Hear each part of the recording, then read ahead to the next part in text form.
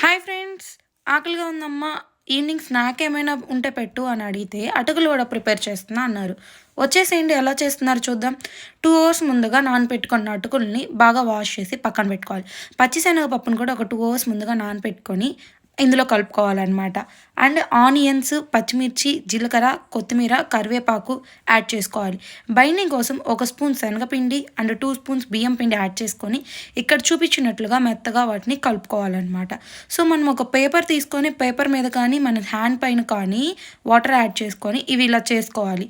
Oil heat అయ్యేలోపు ఒక ప్లేట్లో అయినా పక్కన పెట్టుకోవచ్చు చేసుకొని. అండ్ ఆయిల్లో వేసిన తర్వాత 2 సైడ్ల ఇట్లా ఎర్రగా వచ్చేలాగా మనం వాటిని డీప్ ఫ్రై చేసుకోవాలి.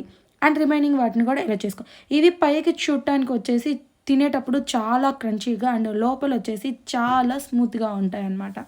ఈవినింగ్ పర్ఫెక్ట్ స్నాక్ ట్రై చేయండి. And don't forget to subscribe.